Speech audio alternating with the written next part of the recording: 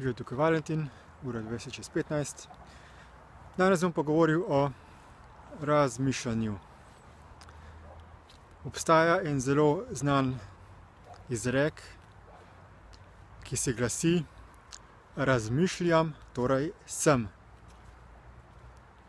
Nekdo je utemeljil naš obstoj z samim dejstvom, da smo mi bitja, ki smo zmožna razmišljati.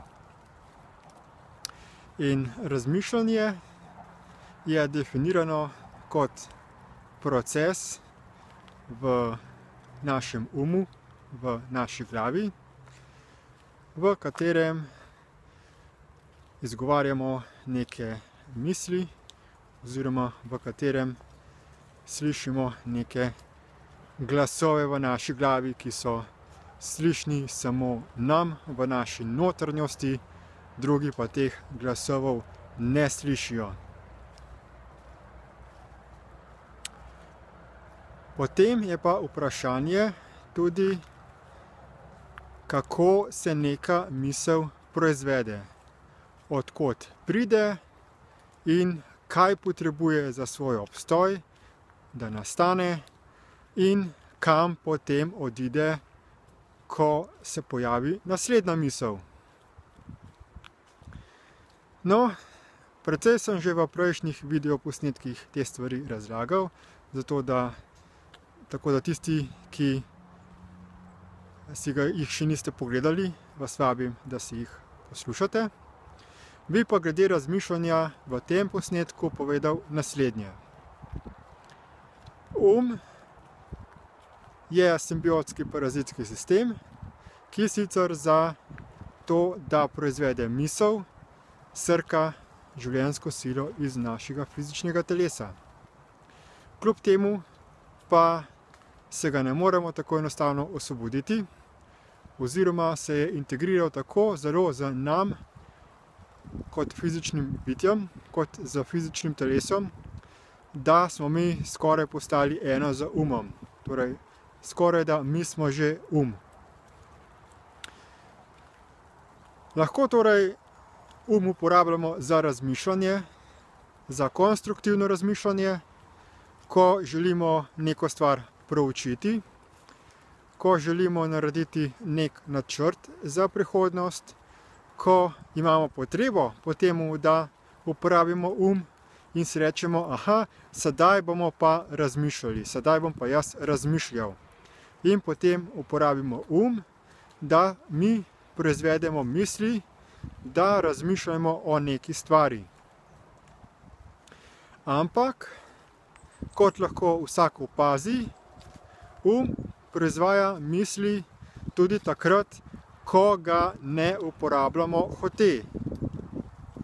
Ker iznenada pridejo neke misli, pojavijo se neki glasovi v naši glavi in potem nam vzamejo pozornost in začnemo razmišljati.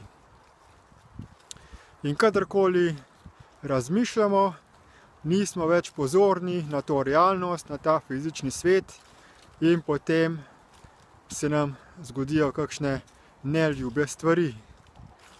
Jaz recimo v zadnjem času opažam, da sem in tja, ko nekaj počnem, pa se mi sprožijo neke misli, in če dopustim, če sem tako neskoncentriran, da dopustim, da začnem razmišljati, potem stvari spustim iz rok.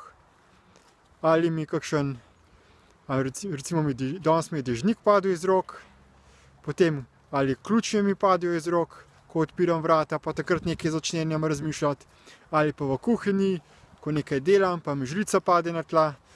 Ogromno je takih primerov, drobnih trenutkov, ko samo za sekundo proizvede misli in me preslepi, in evo, že manjša katastrofa, ampak to še ni tako hudo.